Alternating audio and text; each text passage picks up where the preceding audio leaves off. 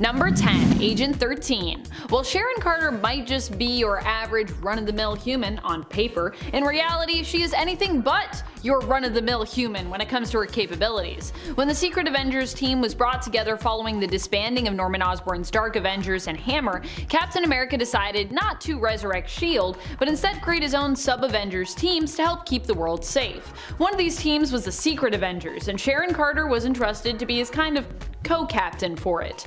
Sharon Carter is Agent 13. Sharon was inspired to become an agent by tales that her Aunt Peggy Carter told her of her own heroics, as well as Captain America's. She joined S.H.I.E.L.D. and is considered to be among one of their best agents, being an expert in hand-to-hand combat as well as firearms. More importantly, Sharon is also a great tactician, strategist, and leader. Number 9. Goliath. Despite the fact that he died on the team, Goliath was still a powerful member. Goliath is Bill Foster, who used to work with Dr. Hank Pym as his assistant. Being a brilliant scientist himself, Foster was able to duplicate the formula for Pym particles. Exposing himself to Pym particles, he was given the ability to alter his size, turning himself into a giant. Well, at will. He could turn himself into a giant and then shrink back down. Hence the name Goliath.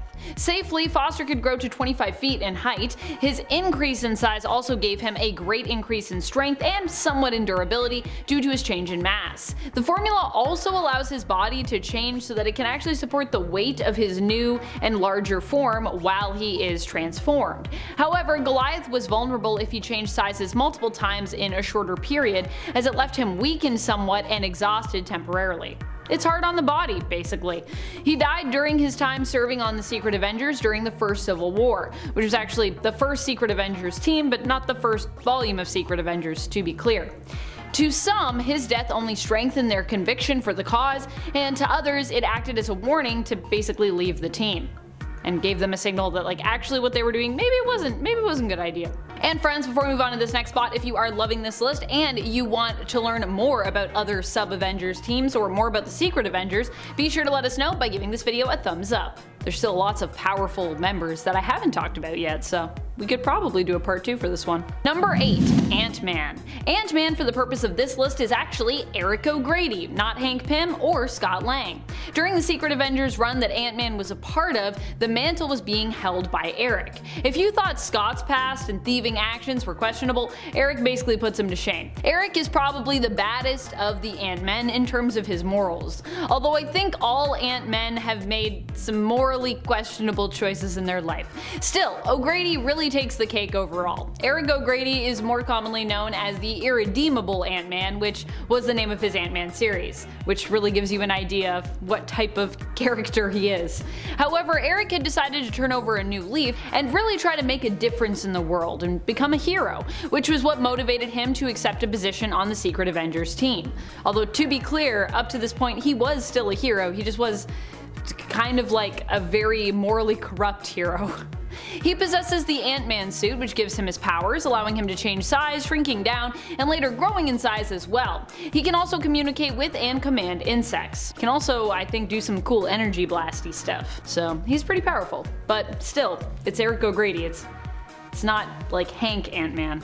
I think those are two different levels. Number 7. Beast. Beast is Hank McCoy, one of the original members of the X-Men and also one of the brainiest members of the Secret Avengers. He ends up being recruited for his brilliant mind, but there is a lot that Beast brings to the table when it comes to his skill and his power set. In the comics, it's also been established that he is incredibly, impossibly agile and dexterous. He also possesses superhuman strength, endurance, and durability. He has a healing factor which allows him to recover more quickly than most from injuries, and also slows his aging. His senses are heightened, and he has strong telepathic defenses, which can protect him against even some of the strongest psionics in the world of Marvel. He also has a few unique powers, such as his ability to be aware of the time stream, which makes him more aware if something is altered or otherwise out of place within it. He's also believed to have some level of pheromone powers. In other words, you really shouldn't underestimate Beast. I don't say it enough, but he truly is a beast of a superhero who brings a lot to the table. I'm happy I was able to put him on this list. Do you agree that Hank should be above Ant-Man? I don't know, but I think he deserves it, you know? Not enough appreciation for Hank McCoy. Number 6. Moon Knight. Moon Knight was considered a questionable recruit to the post-Dark Reign Secret Avengers team the Cap brought together, and yet he still makes a lot of sense when you consider just how dangerous and how capable he is. Moon Knight might live with a dissociative identity disorder, but this often doesn't get in his way of completing whatever mission he is on in his own heroic life, nor does it often affect his ability to be a hero. Still, the other heroes on the team did personally question if Moon Knight was the right fit and the right pick. Moon Knight has access to amazing weapons and tech thanks to being outfitted by Stephen Grant, another prominent persona that resides in Mark Spector's psyche, who is a millionaire. He also has tons of intel, which is provided to him through one of his other personas, Jake Lockley, who's a cab driver. When it comes to his power set, he is an incredibly skilled fighter who has the favor of a god, the moon god Khonshu, on his side, and this also makes him hard to kill because usually Khonshu will just bring him back to life. He's also got enhanced strength, endurance, and agility at night, especially if it's a full moon. Moon power, baby! Get that moon power. Number 5. Daken. I mean, we should probably get Wolverine and the rest of the mutant crew in the MCU first, but as soon as they are in, this is one of the people I want immediately thereafter. Daken is the son of Wolverine, who actually currently goes by his given name of Akihiro in the comics. Daken was actually a cruel nickname that Akihiro initially just adopted as his own. Daken in Japanese basically translates to cur or mongrel in English, and was used in reference to the fact that Akihiro was mixed race. His mother was a Japanese woman, Itsu, who was murdered before she could give birth to him, and his father was Wolverine, who believed that their unborn child had also been killed along with his wife, and therefore did not know that he'd actually been stolen and survived following Itsu's death, which was pretty awkward later. Daken was raised to hate his father and would grow up to become a villain and specifically an enemy to Wolverine. Norman would recruit Daken to become his stand-in Wolverine for his Dark Avengers team, which I love. Number 4. Ragnarok. We've already had one Thor replacement on this list, but luckily the Dark Avengers were having a buy one get one free sale and threw in an evil cyborg clone as a bonus. Eventually going under the apocalyptic Norse moniker of Ragnarok, this clone was originally made by Tony Stark, based off a strand of hair that the billionaire stole after his first encounter with the Asgardian. During the events of Civil War, Tony unleashed this mad clone as a deterrent against the anti-registration side of the conflict, and received a ton of backlash when the clone wound up being more powerful than intended and eventually had to be destroyed by the god Hercules. Nevertheless, cyborg clones just don't die, and Ragnarok was given his new codename as a member of the Dark Avengers and lending muscle to Norman Osborn's new reign of terror. Could you imagine seeing this guy in the MCU? I'm sure Chris Hemsworth is down for playing double the roles, right? Number 3. Moonstone. Moonstone is someone I've wanted for a while in the MCU. She's not only the Dark Avengers stand-in for Carol Danvers as their Miss Marvel, but has also been a member of the Thunderbolts as well. So it seems doubly likely that we'll get her eventually. Norman chose Karla Sofin to become his Miss Marvel after Carol refused to join Osborn's team. Karla also would become an antagonist to Carol herself, as well as having a history with the Marvel name prior to that. I really am eager to see Captain Marvel and Moonstone face off in the MCU, so I'm really hoping that Karla does end up joining our new darker hero team that seems to be slowly forming. I can't wait. Number 2. Mac Gargan. Spider-Man has had more than his fair share of animal-themed villains over the years, but few have had as many twists and turns in their persona as Mac Gargan, most commonly known as the Scorpion. Originally hired as a private investigator by J. Jonah Jameson to learn more about our beloved Wallcrawler, Gargan's rivalry with the Webhead ascended into supervillainry when he was paid $10,000 to undergo a procedure giving him all the proportional strength of, you guessed it, a scorpion. But that's far from the only name Gargan has gone under, as for a time he was also the host of the Venom symbiote, appearing much larger and more violent than the villain ever had before. This insane level of violence made it all the more worrying when Norman Osborn shrank down Gargan's symbiote so that he could more easily fit in as the Dark Avengers version of the beloved Spider-Man. Now, technically Mac Gargan has already appeared in Spider-Man Homecoming without any superpowers yet, but come on Marvel Studios, we need to see Nacho from Better Call Saul wearing a symbiote suit pronto. Number 1. Iron Patriot. Yep, you maybe guessed it. Iron Patriot is probably one of my favorite Dark Avengers around and is also our number 1 spot. He also happens to be both the leader of the team and of Hammer, the organization behind the Dark Avengers. That's right, Iron Patriot is none other than Norman Osborn, who stands in as a version of the Avengers' Iron Man. Of course, he is much more sinister and obsessive than any version of Tony could ever be. And sadly, he also kind of ruined the Iron Patriot name. Poor Rhodey. Norman as Iron Patriot is not only a team member, but is also the one who ultimately decides who he wants on his team, recruiting other villains and turning them into alternate versions of superheroes. I also just selfishly want Norman Osborn in the MCU for Spider-Man because he's such a great villain overall for Spidey, but then again, he also has proven himself as a great villain just overall in the comics, so to see him as like a big bad would also be pretty cool. Number 10. Black Widow.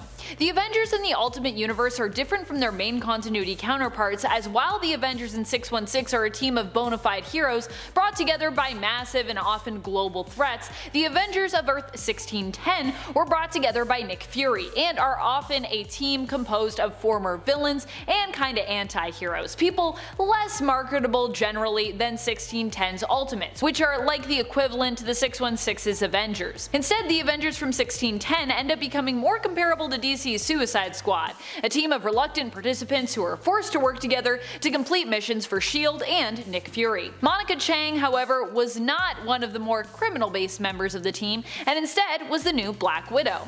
She was given the mantle of Black Widow after the death of Natasha, who it turned out was a traitor to S.H.I.E.L.D., the Ultimates, and the USA. Monica was with the Avengers team from day one, joining them on their first mission to apprehend Steve Rogers, aka Captain America, and locate and put a stop to the Red Skull. Monica doesn't have any superpowers, but is a trained agent of S.H.I.E.L.D. She is a skilled spy, combatant, and is experienced with various types of firearms, though typically is known for wielding 2 pistols.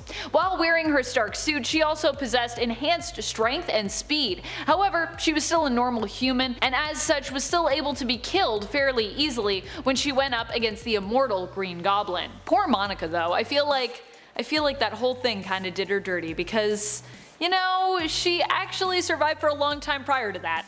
So it was really weird that she was like, I'm gonna go into this fight and I'm gonna be super unprepared. Hey, then you die. That's what happens. Monica should know that. Number 9. The Punisher. The Punisher in the reality of Earth 1610 was a member of both Nick Fury's Howling Commandos, who fought against the Maker's Dark Ultimates, and a member of Fury's Avengers. The Punisher's powers are basically the same as his Earth 616 counterpart. In other words, he doesn't really have any superpowers. He's mostly just a man who is really skilled in his use of various firearms. He was a trained police officer with the NYPD, so it was lots of tactical training and experience.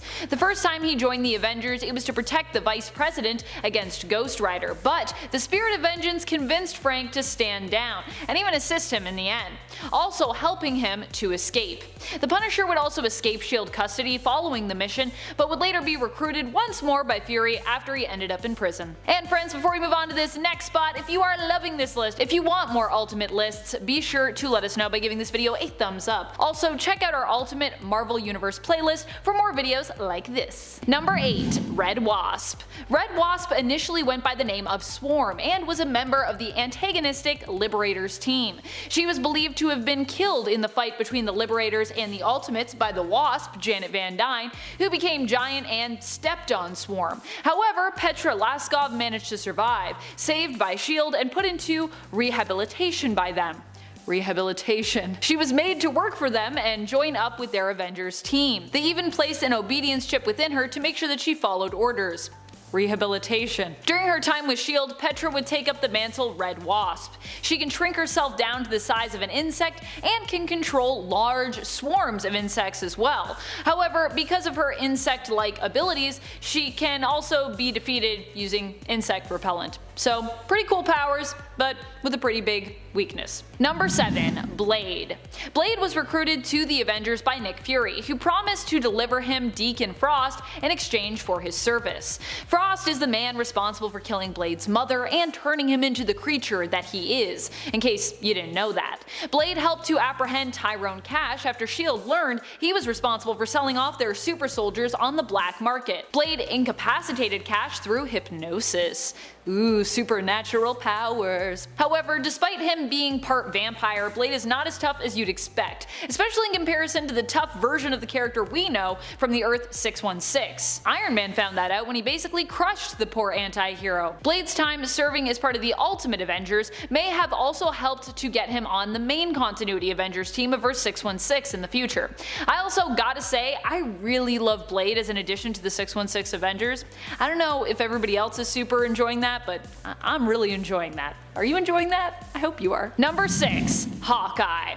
But wait a minute, isn't Hawkeye a member of the Ultimates? Well, yes, he has been that too, but hey, he can do both. Hawkeye, despite being more of a bona fide hero, still had a pretty shady past, which is what made him a great candidate for the Avengers team. Nick Fury invited him to join originally when they went on the hunt for Red Skull, and Barton agreed. In fact, I believe Hawkeye actually helped to bring this team together as well. The Avengers team for him was like a Black Ops group willing to do the dirty work that the Ultimates couldn't be seen getting involved in. Often this meant the villains they went after usually ended up dead. Such was the case with Red Skull in the end. Hawkeye might just seem like a guy with a bow, and well, he is. But he is really good with that bow. He has enhanced vision, which allows him to see much farther and clearer than your average human, and he is an extremely skilled fighter, pilot, and spy. So, you know. Also, he's deadly with fingernails, so watch yourself if you're just facing him as he is. If he's got fingernails, he's got weapons. Number 5.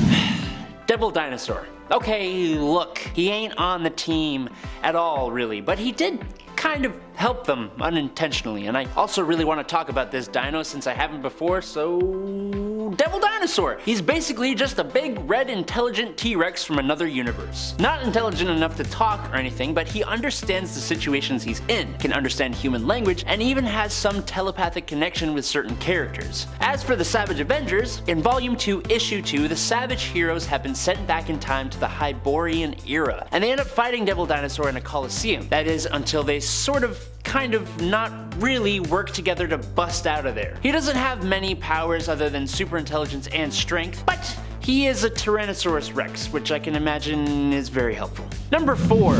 Wolverine. This mutant needs almost no introduction, being one of the most recognizable characters in Marvel's lineup. James Logan Howlett is a long-lived Canadian mutant with the rage of a beast and the soul of a samurai. His mysterious past is filled with blood, war, and betrayal, creating one of the greatest characters Marvel has ever made. If you don't already know his powers, Wolverine has an accelerated healing factor, keenly enhanced senses, and bone claws in each hand, which were improved upon when his whole skeleton, including the claws, were coated in adamantium, one of the hardest metals on Earth. This rage-filled samurai mutant Canadian joined up with the Savage Avengers in 2020 to help fight against Cloak and Dagger, and he's honestly a great addition to every team he joins.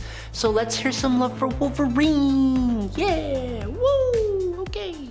Moving on. Number 3. The Venom Symbiote. I say specifically the symbiote because at this time Eddie Brock and Venom were having a bit of a rough period and had separated from each other for the time being. At least that's what I've gathered from reading. Either way, alerted to the suffering of another member of his species at the hands of Cloak and Dagger, the Venom symbiote arrived where the future Savage Avengers were at to help Logan, the Punisher, Elektra, and Dr. Voodoo fight the eldritch god Cloak and Dagger was trying to summon. Exposure to the god's cosmic radiation caused the Venom symbiote to take on the form of a massive dragon, letting it hold its own against the god in combat. The symbiote would do its best to help in the fight, saving the other members of its species in the process. But he's Venom! We all know how cool he is. I don't really have to explain this to you. I hope. Number 2. Dagger. When her boyfriend Rob left for college, Tandy Bowen, a 16-year-old girl who grew up in Shaker Heights, Ohio, left home on a bus for New York City. While wandering the streets, a man tried to mug her, but she was rescued by Tyrone Johnson, a fellow runaway teen. She bought Tyrone food and the two grew to care about each other. But when a guy named Simon Marshall rounded up a bunch of the city's teen runaways offering them food and shelter, Tandy agreed to go, being kind of naive. And Tyrone went with her because he wanted to protect Tandy, which was good good, because Tyrone was right to be suspicious. The runaway teens were knocked unconscious by Marshall's men and injected with an experimental substance. The two were the only teens who survived and soon developed powers. For Tandy, she can generate a form of living light, which is actually life force that she uses most commonly in the form of psionic light daggers, which travel wherever she wills them and which drain living beings of life force. Her light daggers also have the capacity to cure certain persons of substance addictions, which is an interesting side effect. Tandy can also project her light into Cloak's dimension to feed his quote-unquote hunger. She is unharmed when traveling through his dimension and can pass this protection to others, which leads me the next spot. Number 1. Cloak. Tyrone Johnson is the dark half of the vigilante duo known as Cloak and Dagger. After a substance-related experiment awakened his powers, he became a living personification of darkness. Tyrone grew up in South Boston and had a really bad stuttering condition, which inadvertently caused him to be unable to save his friend's life. Tyrone ran away from the home because of the guilt of that, and he ended up in New York City's ports, desperate for food and searching for someone to rob. Instead, he found Tandy Bowen, another runaway, and ironically prevented her from being robbed. They eventually were subjected to the experimental substance that caused them to gain their powers. For Cloak, he has the ability to manipulate dark force energy and access the dimension that it comes from, which he uses to do things like creating localized fields of impenetrable darkness, creating mobile solid tendrils of darkness, hiding in shadows, becoming intangible, pulling people into the dark force dimension, trapping them there, and teleporting himself and others by taking an interdimensional shortcut through the dark force dimension. Clearly, very useful. Number 10. Mantis. A new addition to the Guardians team, Mantis went from being Ego's roommate in Guardians of the Galaxy Volume 2 to becoming an Avenger, even holding Thanos down while the rest of the team tried to take the gauntlet off. Now in the comics, Mantis had to endure quite a bit before becoming an Avenger. She made her first appearance in Avengers issue 112, The Lion God Lives. Mantis was trained as a child by alien priests, section of the Kree, who thought that she was destined to be the celestial Madonna. She was killing it in martial arts, hence the nickname Mantis. Now her real name is Brant, but Mantis sounds much more fun. No offense to all the Brants out there. Those priests enhanced her mind, giving her telepathic abilities, and on her 18th birthday, she was given the gift of a lifetime, when her mind was wiped and she was instead given false memories of her childhood as an orphan in Vietnam, to experience a normal life. Because that's part of the celestial Madonna route. Nothing builds that Madonna power more than some time in Vietnam, right? And in doing so, Mantis learned to hold it down on her own quite easily. Number 9. Dr. Druid. Anthony Ludgate entered Marvel Comics in Weird Wonder Tales issue 19. He's a bit of a smarty pants, some would say. I mean, he got a degree in psychology from Harvard and then became a psychiatrist. But that wasn't enough for Anthony. He wanted to study the ancient powers of his ancestral druids. So he was studying the occult on his off time. He finally met the ancient one who passed down a lot of tricks, and Anthony left and became Dr. Druid, assisting monster hunters, including Makari when they went against deviants. So this guy goes back quite far. He's also a little more dramatic than strange, some would say. In Avengers issue 294, he manipulated Captain America's mind so that he would be the replacement chairman. And this was right after Captain Marvel was injured. What a snake. And before we continue on with this list of strongest Avengers you wouldn't expect, part 2, if you want to go ahead and give us a thumbs up, that would be so helpful for our channel. It really helps us out a lot, especially while we're working from home. And if you haven't as well, hit that subscribe button maybe if you feel like it. I don't know, if you feel like it. Let's get back into this list. Number 8, Firestar. Angelica Jones made her comic book debut in Uncanny X-Men 193. She was born with, well, as you would guess by her name, the ability to generate great heat. Cerebro found her, but the Hellfire Club got to her moments before. She was learning a lot under the White Queen's guidance, honestly, unaware of the cruel nature of the club, of course. See, Frost actually gave her the nickname Firestar. So then Firestar joined as a reserve member in Avengers Volume 3, Issue 4. Yeah, so Hawkeye demanded that one of the 2 new members that they're recruiting has to be Firestar. He announced it to the world prematurely. He was that confident. The other members are like, whoa, let's hold on a second here, because that spot that we had open was actually for you, Hawkeye. But they settled on reserve member. That's fine, that's good enough. Now cut to issue 7, the former X-Men member became a full Avengers member. Firestar was also amongst the lucky 198 mutants to have kept their abilities after the Scarlet Witch decimated the mutant population. Number 7, Wizard. This dude was only an Avenger for 4 years in the comics, but he's funky enough to mention. I feel like we don't talk about Wizard enough. Robert Frank Sr. made his first appearance in USA Comics 1, and after a run-in with a Cobra, he was bitten and his father had to use mongoose blood to try and save him the old-fashioned way. where he sucks the poison out. Some wives' tale, and it surely worked, but his father had a heart attack during this do-it-yourself transfusion and bit the bullet. Robert, on the other hand, was blessed with super speed after this. And then he became the Wizard. Great name, great name. He joined the Avengers in issue 173 back in 1978, but he met his fate and vision in the Scarlet Witch issue 2 in 1982. Number 6, Demolition Man. Dennis Murphy, born in Detroit, Michigan. He looked up to superheroes quite a bit, as do most of us. He was actually great at football, but he wasn't great enough to be recruited professionally. Sad times. But then that's when the power broker comes in to strike up a bargain. Super strength ought to help you with those home games, right, Dennis? Let's do it. Well, what happened was he got so strong that if he did decide to play football with these humans, he would probably break through them. His name is Demolition Man. Nobody would expect this guy to be an Avenger because he wasn't even the best football player. That's like what Peter Parker says. He's like, I couldn't do stuff then, so I can't do stuff now. You know? He joined the Avengers in Captain America issue 349. He helped Battlestar and US Agent free Captain America, and when US Agent and Flag Smasher started to get a little distracted, D-Man himself finished the mission properly. Number 5, Magic. Ileana Rasputina is a mutant sorceress who rules the demonic realm known as Limbo. She was taken to Limbo by Belasco, and in the few seconds that passed on Earth, Ileana aged years in Limbo. Time she spent mastering different dark arts. Magic also exhibited the mutant ability to mentally control stepping discs that are connected to Limbo and allow her and others to teleport across interstellar distances, space, and time. She joined the New Mutants, and she has gone on to eventually join the ranks of the X-Men, and has been mentored by Doctor Strange, advancing her magical abilities even further, which is quite a statement as she is the Sorceress Supreme in her Limbo dimension, having been taught black magic by Belasco and white magic from an alternate Aurora Monroe. And she was among those who were considered for becoming the new Sorcerer Supreme of Earth 616. Number 4, Dr. Voodoo. Jericho Drum is the master practitioner of voodoo white magic, according to the Book of Vishanti, and he has been stated as one of the most powerful mystic practitioners on the planet. Which is why it makes sense that he was the one to actually become the new Sorcerer Supreme for a while in Doctor Strange's place after the Eye of Agamotto deemed that he possesses a pure heart and a clean soul. Now, his main magical ability allows him to interact with spirits for a number of different effects. He can summon skeletons, the spirits of the dead, and manipulate zombies with his necromancy. He can manipulate biological forces like animals and trees, as well as heal others, and he has even removed Frank Castle's mouth one time, which was pretty freaky. He has a degree of pyrokinesis, can control a voodoo smoke/mist, and can manipulate and control people's souls. Now that is all on top of the normal mystical abilities he possesses through spells that were increased in potential when he was trained by Doctor Strange and when he became Sorcerer Supreme. Number 3, Dr. Doom. Victor Von Doom has been a staple villain in the worlds of Marvel Comics since 1962. But there is more to this incredibly powerful, super intelligent, and charismatic Latvian monarch.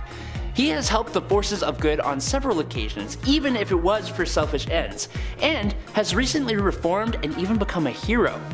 He held the power cosmic and the power of the Beyonder twice, becoming God King of Battleworld the second time. He is an incredibly capable character. Dr. Victor Von Doom was introduced to magic by his mother, but he expanded his knowledge by going through time and training with characters like Morgana Le Fay.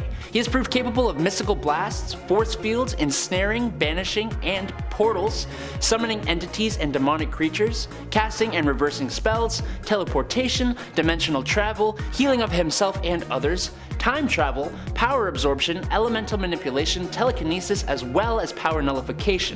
He also hones psionic abilities such as mind transference, hypnotism, and technopathy. He has been considered for the role of Sorcerer Supreme, and is just one of the best villains Marvel has ever created. Number 2, Doctor Strange. Dr. Stephen Strange. His magical feats are almost unmatched by any other. He is among the most adept magic user in the multiverse and has shown it many times. When he first came on the scene, and for a long while, he was so insanely powerful that he was capable of doing pretty much anything he wanted. It got to the point that Marvel even decided to depower him. He has passed a test in which he accepted death, which meant he now no longer ages and can only be de-lifed by external means, meaning he is essentially immortal. His energy blasts are capable of destroying moons and planets. You remember when I listed all the things Dr. Doom can do? Well, Strange can do all of them, probably better, and more. He has mastered the words of the Black Priest, allowing him to distort reality. He frequently calls on the divine empowerment and extra-dimensional energy of mystical and non-mystical beings in multiple dimensions to power his spells, and he can use black magic like taking the power of another entity by force of will. But he has stopped using that kind of magic, so it's whatever. He is the defender of reality and has put together so many different crazy teams, including this one. Number 1. Kang the Conqueror. Nathaniel Richards was born on the 30th century Earth of Reality 6311, where humanity never went into the Dark Ages. In this reality, after centuries of technological advancement and war, peace was finally brought to the Earth by a time traveler from Earth 616, also named Nathaniel Richards, known as the legendary Benefactor. Now, the Nathaniel Richards born to the 6311 reality is said to be a descendant of the Benefactor through Reed Richards, although he may be descended from Dr. Doom.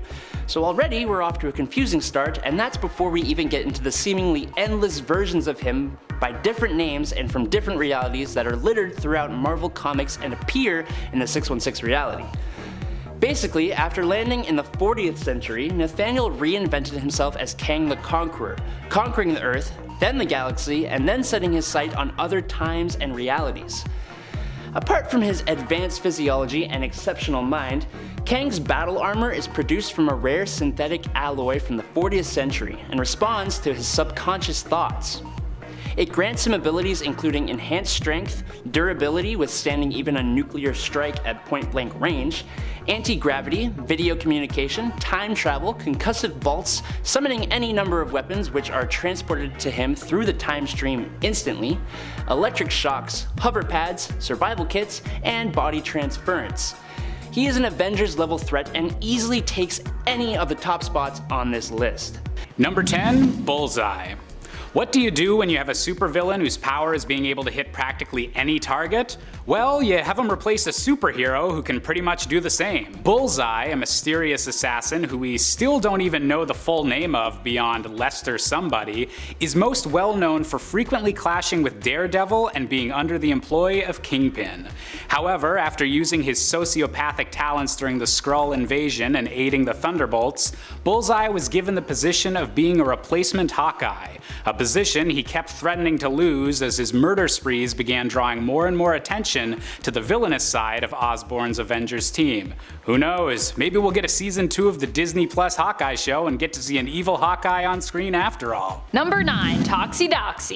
Toxie is one of the worst there is out there. She is June Covington, a post-grad who was working at NYU and became obsessed with perfecting the human genetic code. She succeeded in doing so and aimed to use her research to fix a man who she found to be perfect except for a birth defect in his arm. In issue number 1 of Osborn, we learned that the man, Edward Wynn, would however refuse her help and attempt to have her imprisoned for her extreme research methods and basically eugenics-focused science.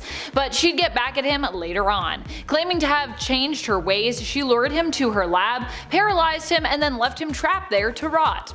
Toxie ends up joining the Dark Avengers team following Norman Osborn's escape from the raft. She becomes the new Scarlet Witch of his team and also ends up romantically involved with Norman, despite initially showing disinterest in him the first time they met when she was drumming up money to fund her research. Number 8, Ares. Tell me if you've heard this one before. The gods of one of mankind's most well-spread mythologies are actually advanced beings from their own unique pocket dimension, so powerful and advanced compared to the people of Earth that we can only qualify them as godlike. Well, this is the explanation given in the Marvel Universe for both the Greek and Norse gods, and perhaps that's why Norman Osborn was able to use them so interchangeably when searching for a replacement Thor. While the Greek god of war Ares had been on good terms with the Avengers before Osborn was placed in charge, he was one of the few superpowered beings who saw nothing wrong with the change in leadership and would go on to lead the Dark Avengers assault on Asgard.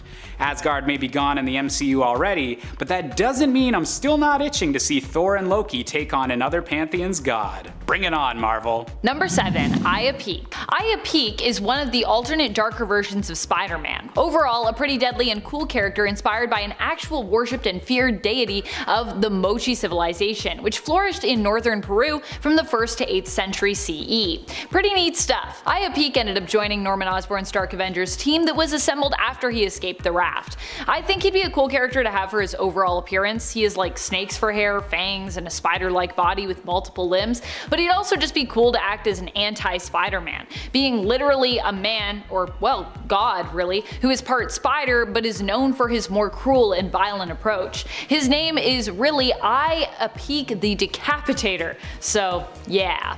Also, what's up with Dark Avengers and gods? Apparently that's a thing. Number 6. Scar. You might have heard that the Hulk briefly lived as a gladiator on the distant world of Sakaar, but did you know that in the comics he wound up actually having a son from this adventure? The offspring of the Hulk and Kyera the Old Strong, Scar's mother died so that he might live during the destruction of his planet, and eventually made his way back to Earth following in his father's footsteps. While initially seen as a threat by many of the world's heroes, Scar wound up being one of the few Dark Avengers to redeem himself. He was secretly a double agent for Steve Rogers all along, right under Norman Osborn's nose. The Hulk's always been one of my favorite characters in the MCU, and seeing him deal with father and son issues would bring a whole lot of drama to everyone's favorite universe, and I personally can't wait. Number 5.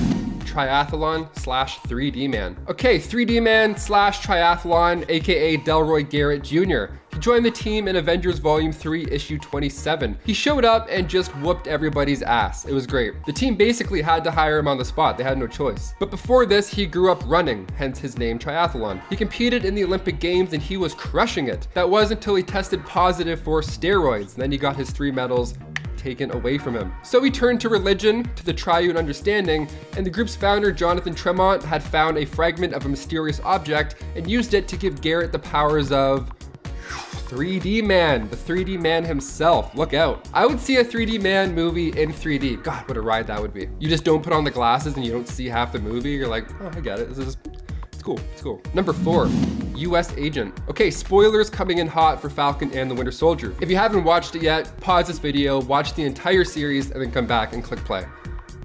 It's easy. John Walker is known for being the hothead that replaces Captain America in the show and in the comics. He went as far as injecting super soldier serum into his own body, but he didn't become Steve Rogers. Instead, he killed a guy with the Captain America shield. It's kind of brutal. And by the time the show ends, the shield is back in the hands of Captain America, Sam Wilson, and Walker becomes US Agent, officially. The suit's black, so it's, official and all. And in the comics, he eventually joined the ranks of the West Coast Avengers, and it feels like this is where the Avengers are going in the MCU currently. Because in the comics, when Hawkeye moved to the West Coast and set up an Avengers team there, the government wanted to put somebody official, kind of out of the superhero loop, in there just to make sure things are going smoothly. Now at this time, the Vision was also a bit of a problem, so that move made sense. So they sent in US Agent. Now with Vision being white in the MCU, I feel like they're kind of heading there. This is getting good. It's getting tricky. Number 3, Hawkeye. I have to mention Hawkeye because he's one of the 1960s Avenger recruits, and he's one of the big 6 in the MCU, and I feel like he doesn't get enough credit on screen still. Like in the comics, he becomes Goliath. It's epic. When the West Coast Avengers were assembled, Hawkeye was the leader of the team, like I said. But for a little bit, that was until they thought the US Agent would be a better replacement for leadership. So he ended up coming in and then taking over as the new leader. So things get a little wonky. So Hawkeye thought, no sweat. I'll get some Pym particles and we'll see who the biggest guy is after all. And then he became this. Number 2, the Sentry. He made his first appearance in Sentry issue 1. Meet Robert Reynolds. He was a struggling addict who made his way into a laboratory and discovered something called the Golden Sentry Serum. So he consumed it, and then he got the surprise of a lifetime when he was given the power of 1,000,000 exploding suns. So back in 1947, Project Sentry was put together by the remnants of the US Operation Rebirth and Canada's Department K. They joined forces and they wanted to recreate the super soldier serum, but they magnified its effects 100,000 times. That plus a cool outfit in the mix, and now we have a new superhero. So after this, Robert fought alongside the X-Men, the Fantastic Four, and of course, the New Avengers. He's a really powerful guy. He once became a Horseman of Apocalypse. He was the Horseman Death. And then he ended up going crazy because he thought he was the heir of Apocalypse. It was a whole thing. It was crazy. And finally, number 1, Hercules. Of course, we can't forget the son of Zeus. Come on, the king of the Olympian gods, another 60s recruit, Hercules. He made his first Silver Age appearance in Journey into Mystery Annual Issue 1 in 1965, and in Avengers Issue 45, he and the rest of the team went against the Super Adaptoid. And right after the dust had settled, Hercules was standing with the team, expressing how bright the sun doth shines. Somebody even put his name on a sign. That's how you know it's official. As soon as a 19-year-old starts painting your name on it like a Katy Perry concert, bam, you made it. So with Russell Crowe reportedly cast as Zeus in the next Thor installment, we may be closer to Hercules than we think. Number 10. Daredevil. When Matt Murdock guilted himself into giving up Daredevil, Elektra started keeping a watchful eye over him. She starts acting as a vigilante in Hell's Kitchen to prove to Matt that she can fight without causing casualties and prove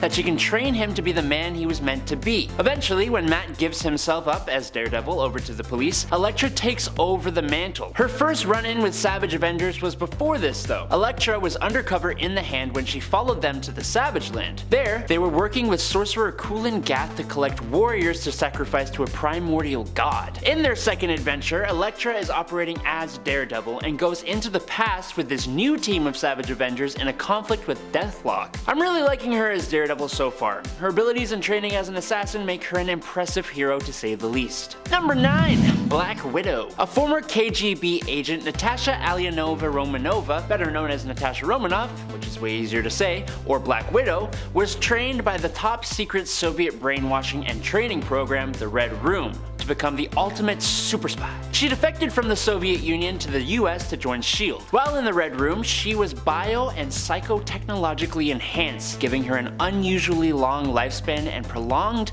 youthful appearance. In the past, she was given versions of the super soldier serum, so she possesses peak level physiology, making her as strong, agile, fast, and durable as a female human can possibly be without being classified as superhuman. This also extends to her senses and immune system, which are similarly heightened to peak human levels. Black Widow is one of the top espionage operatives in the world, being one of the best information gatherers in the Marvel Universe. She's fluent in many different languages and is an expert computer programmer and hacker. She's an accomplished battle strategist and field commander and has been the leader of the Avengers and even S.H.I.E.L.D. on one occasion. So her addition to the Savage Avengers team should never be rejected. Number 8. It's Punisher. When US Marine veteran Frank Castle's family was dispatched for witnessing a mob hit, Frank vowed to avenge their deaths and become a one-man army in his personal war against crime. He became the vigilante known as the Punisher. He's quite impressive for a regular dude. Castle is in peak physical condition and is able to access and adapt to just about any situation and turn it to his advantage, using only his skills and killer instinct. He has a very high threshold for pain, able to undergo surgery without any kind of anesthesia, and he can take multiple shots and stab wounds and continue fighting. He can even take hits from superheroes and villains with superhuman strength and just keep on going. The Punisher's reflexes are also probably some of the best of any human, able to dodge Captain America's shield and take out speedsters. Castle is also an excellent military tactician and strategist, able to create effective plans on the spot, and has repeatedly outwitted S.H.I.E.L.D., Hammer, and even the Avengers. He is a reconnaissance and survival expert, armorer and gunsmith, and a master martial artist and hand-to-hand combatant, while also being skilled at just about every type of firearm known to man. Frank was lured to the Savage Land where he joined with other heroes to become the Savage Avengers, when hand ninjas exhumed the body of his wife and kids. The ninjas were working for Cloak and Dagger, who was collecting warriors to use their blood in a ritual to raise an ancient god, as we have already said. Maybe you should have left Frank out of it though. I don't know. Number 7. Conan. Conan the Barbarian was born on a carnage-strewn battlefield in the hills of the westernmost region of Chimeria. Members of his tribe encircled Fiala, his mother, to protect her while she was giving birth to Conan. The fact that he was born on a battlefield was considered amongst the Chimerians, and by me, to be an omen that Conan would grow up to be a great warrior one day. And we weren't wrong. He was one of the most accomplished swordsmen of the Hyborian Age, and is often listed alongside King Arthur, Obi-Wan Kenobi, and Zorro as one of the greatest fictional sword fighters in history, which is a really cool thing to put on a resume. Conan has unusual strength, agility, and speed for just a human guy. He has lifted immense objects or enemies, even breaking the neck of a raging bull when he was still relatively young. Conan usually relies upon his lightning-fast reflexes in combat situations, and they very rarely have failed him. Through years of dealing with sorcerers, magicians, and witches, he has even developed a moderate level of resistance to magic and mind control spells, which definitely comes in handy in the first volume of Savage Avengers. While primarily known as a wandering sellsword, Conan progressively became a master tactician, leading entire armies into battle, and eventually Conan even became king of Aquilonia. Number 6.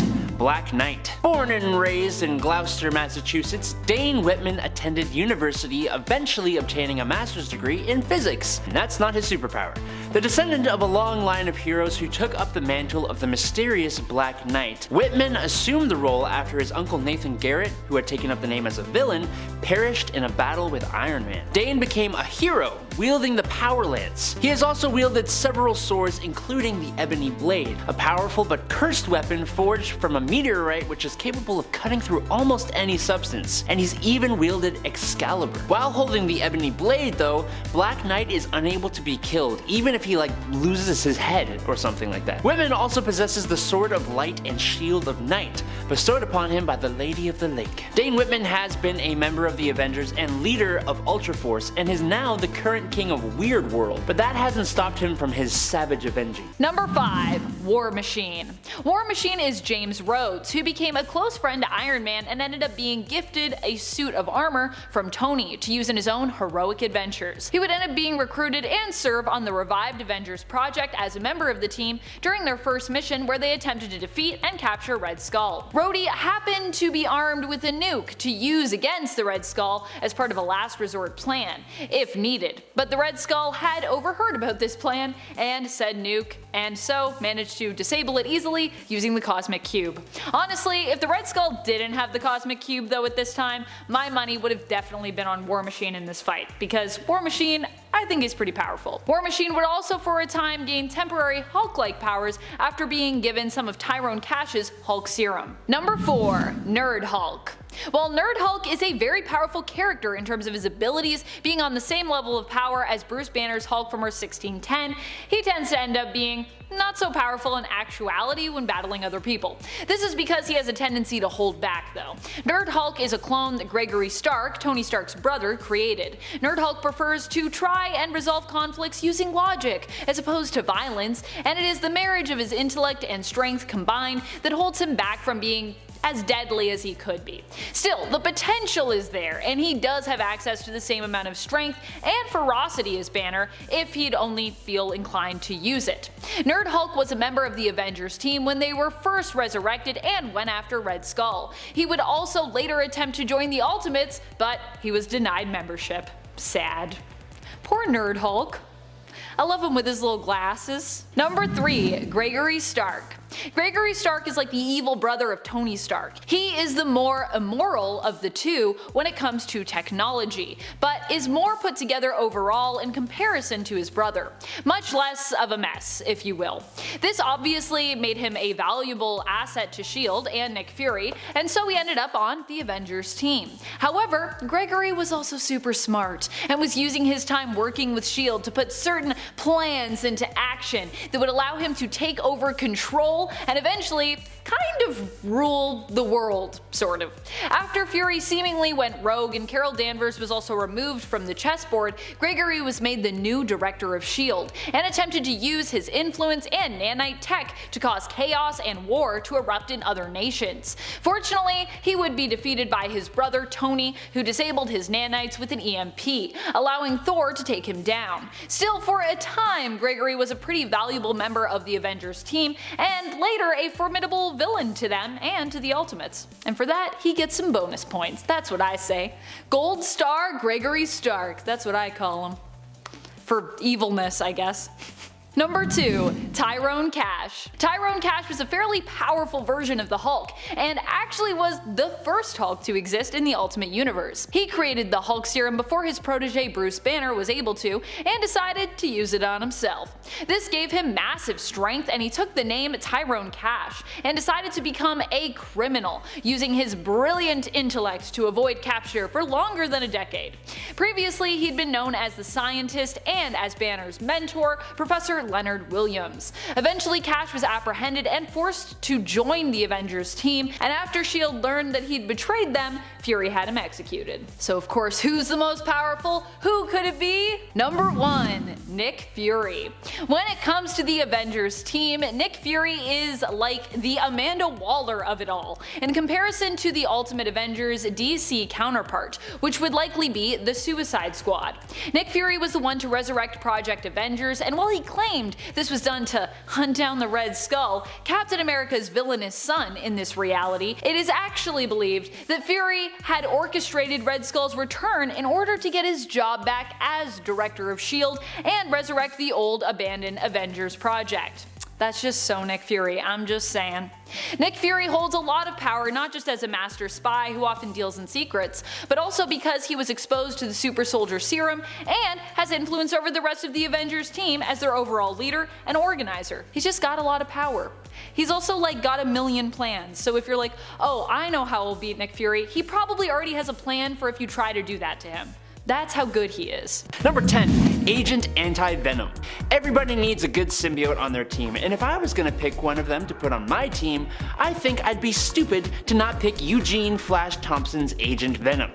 He is my favorite and probably the most reliable symbiotic superhero out there.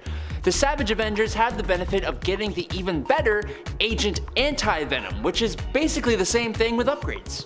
So on top of the symbiotic powers awarded by the Venom symbiote, Agent Anti-Venom was also caustic to symbiotes, to the extent that prolonged physical contact will actually kill them. His touch also kills poisons and allows Flash to purge a person's body of impurities such as toxins, and diseases. But unlike the original Anti-Venom, Flash can also heal physical injuries and doesn't have the random power negation effect.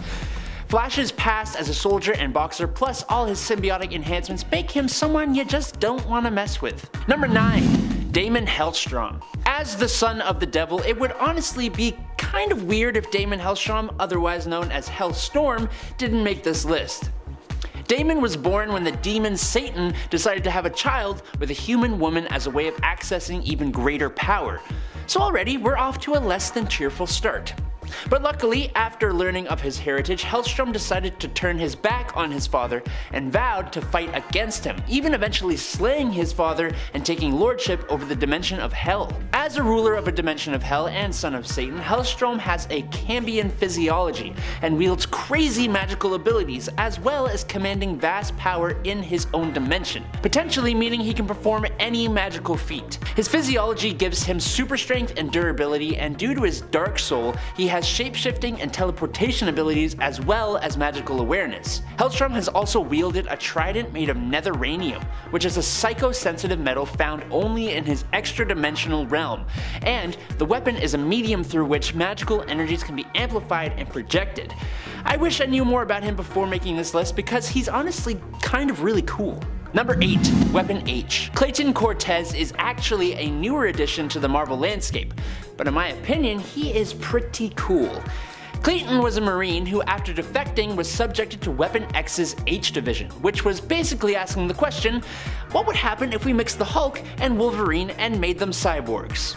H-Alpha, which was Clayton's designation, was different though. He retained more of his brain than the other subjects, and he was also not loyal to Director Stryker's cause.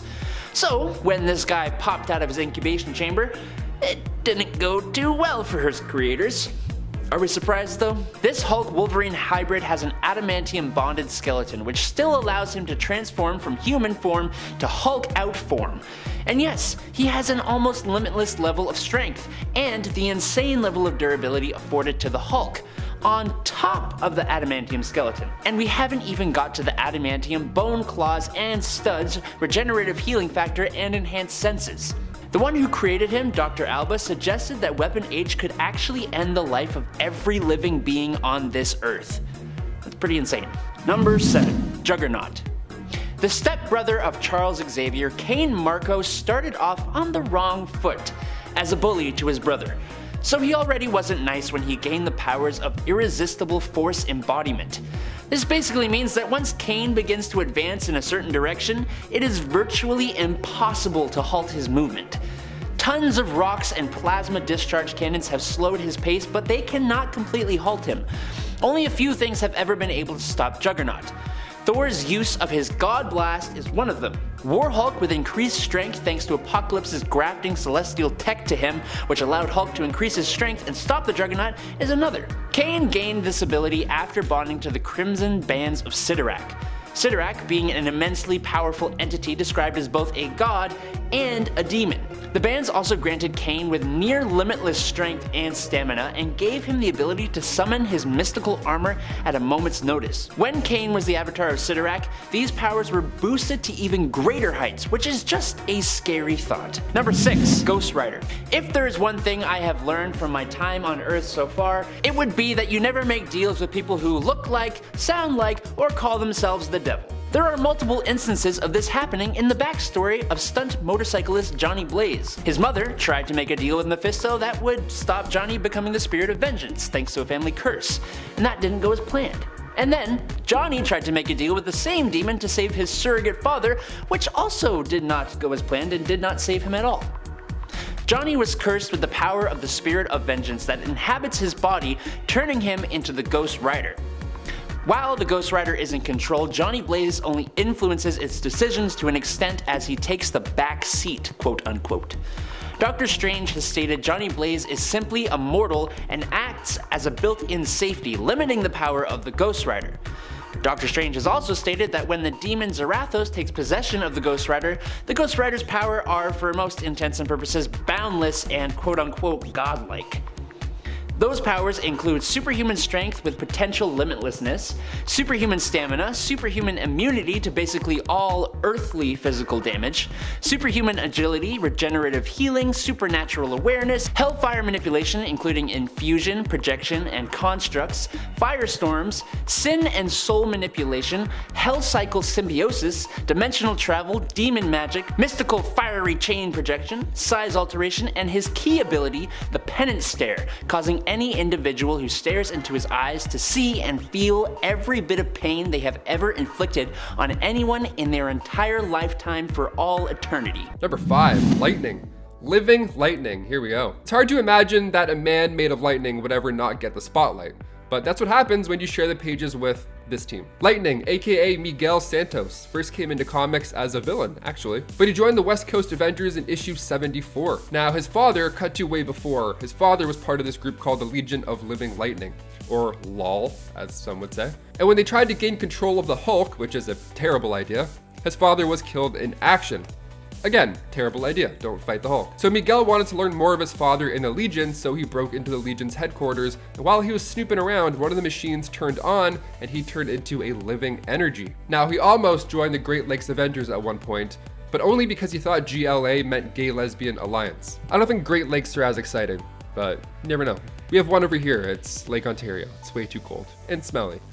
No.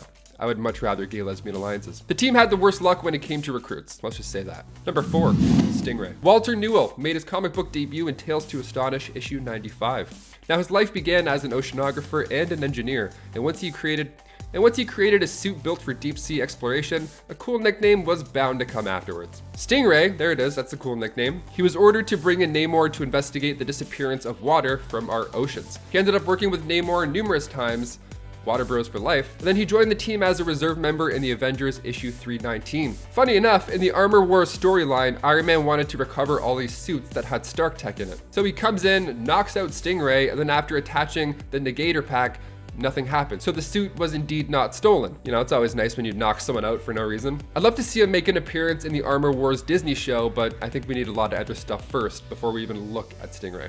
although he is cool. Number 3, Jack of Hearts. Jonathan Hart, son of Philip Hart, a brilliant scientist who developed a liquid called Zero Fluid, and his mother was actually part of the Contraxian race.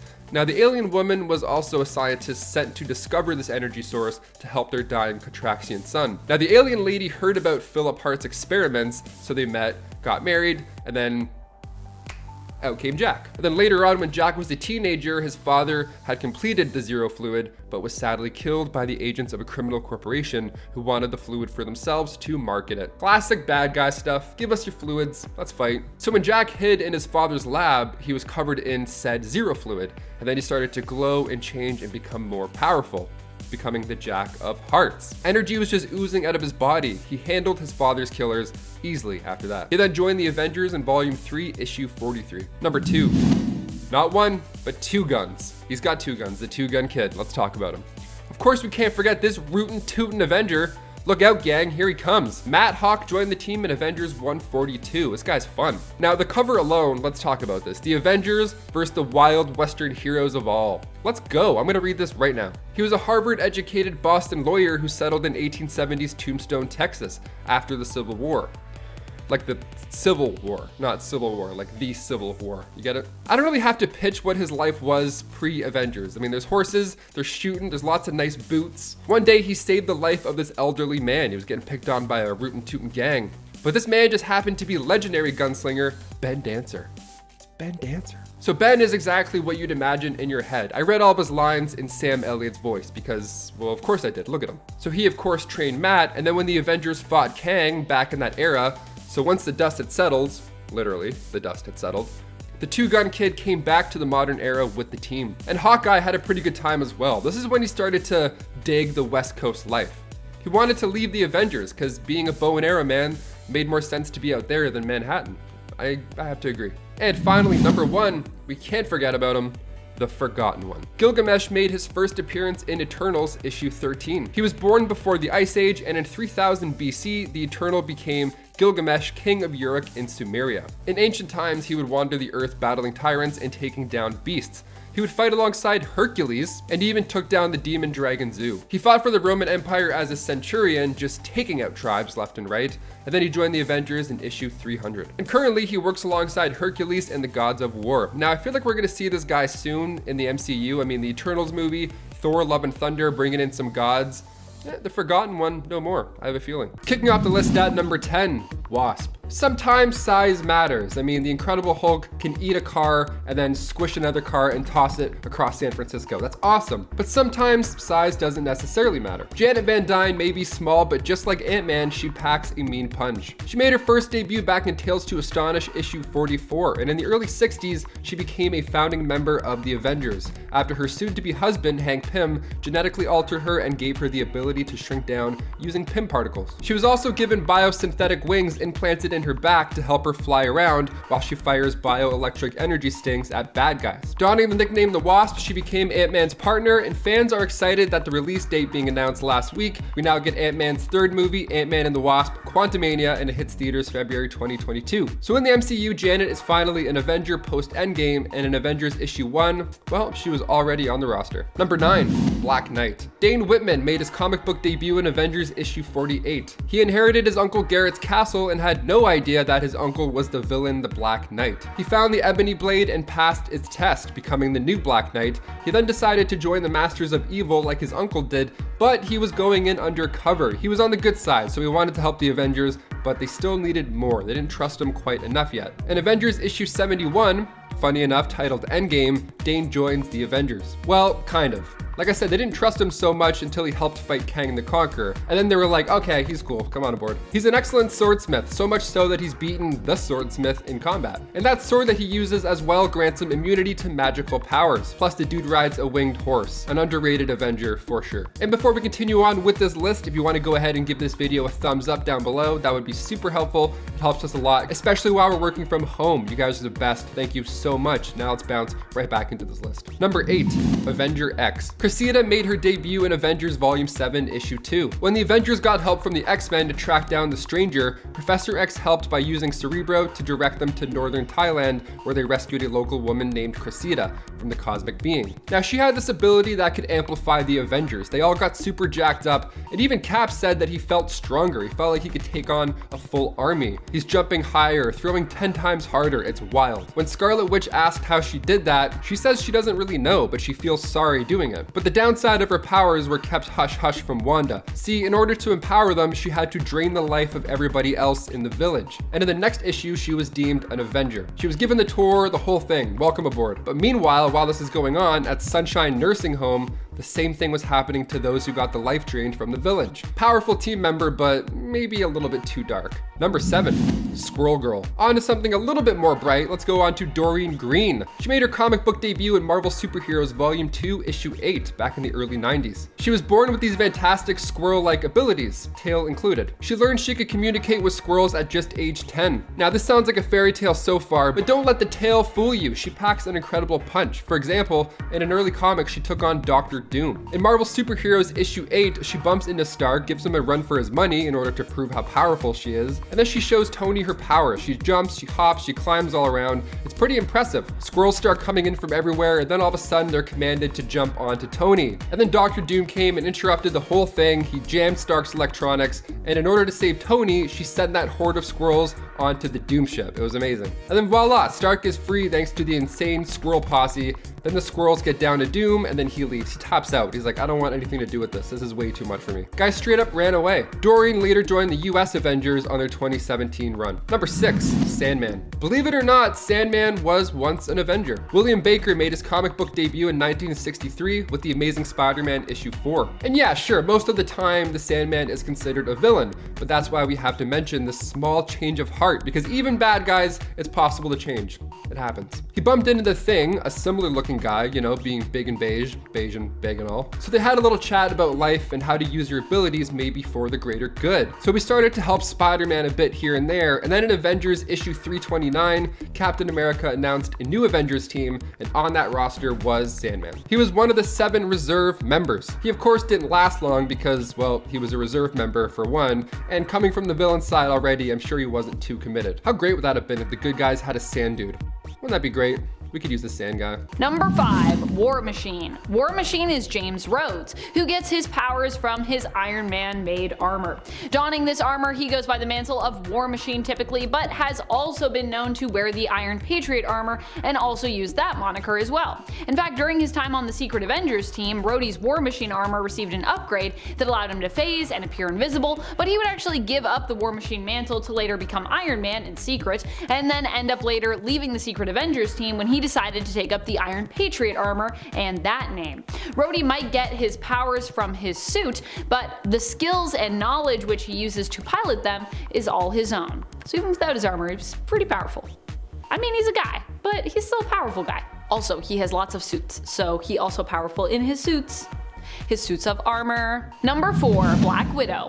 Black Widow makes for a great addition to Captain America's Secret Avengers team that is formed following the end of Norman Osborn's Dark Reign. This team was one that Captain America brought together to basically serve as his Black Ops team. Their main mission was to help clean up all the messes that Norman Osborn had left about during his time ruling Hammer and the Dark Avengers. Considering that Natasha is a highly skilled and trained assassin who also has extensively reflected on the moral dilemma that comes attached to things like assassinating people and Black Ops, she makes a great fit. She is extremely experienced with walking that fine line between getting less savory jobs done, but also making sure you don't lose yourself and that you only do as much as is really necessary. Not only is she highly trained and skilled, but it's also implied that she technically has superpowers after being exposed to a Russian variation of the super soldier serum during her time in the Red Room. It's how she can stay so youthful and she looks so young forever. That Russian super soldier serum. Making sense of how is Black Widow even still alive and what is going on. Number 3, Valkyrie. Brunhilde is Valkyrie, or at least she was Valkyrie. Now there's another Valkyrie, and actually there's kind of like other Valkyries multiple Valkyries, but I digress. Brunhilde is also Valkyrie in the comics. She ended up joining the Secret Avengers after her apparent death during the Fear Itself event. As a character, she dies quite a bit, to be honest, but she usually gets to return, which is awesome. As an Asgardian, Brunhilde has powers that come from just being of Asgard. She has superhuman strength, speed, durability, reflexes, has slowed aging and an increased lifespan, and of course she can self-heal. Although as I said, that doesn't always save her from dying, which happens. Number 2, Captain America. Probably one of the most important members of the Secret Avengers team at almost all times is Captain America. Captain America was the founder of the team the first time around and formed it to help fight back against Iron Man and the Superhuman Registration Act during Civil War. It was called Secret Avengers because of the fact that the team had to be kept secret. Otherwise they would have been taken away and imprisoned due to the SRA or the SHRA. I don't know if Superhuman, if those are their own letters or not. Captain America is a super soldier, a strong and motivational leader who also has super strength, speed, agility, speed, I said speed twice, but he's really speedy, I guess, and endurance, all thanks to him being exposed to the super soldier serum years ago in World War II. So he's not just super valuable as a leader, but he's also super powerful in general. Also, he's Captain freaking America.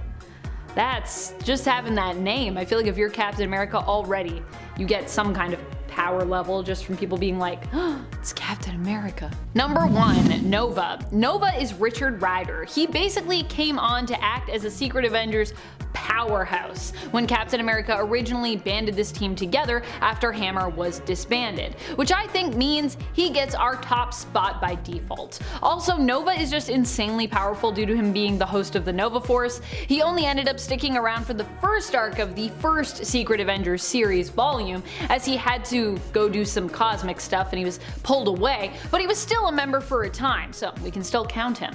Nova is insanely strong, fast, durable, can self-heal, can fly, also having the ability to fly through space, and he's super smart, as he has access to the Xandarian world mind, basically giving him access to all the knowledge of Xandar. So yeah, he's got it all, baby. He's got the strength, he's got the wits, he's got that sweet look in his awesome suit with his awesome helmet.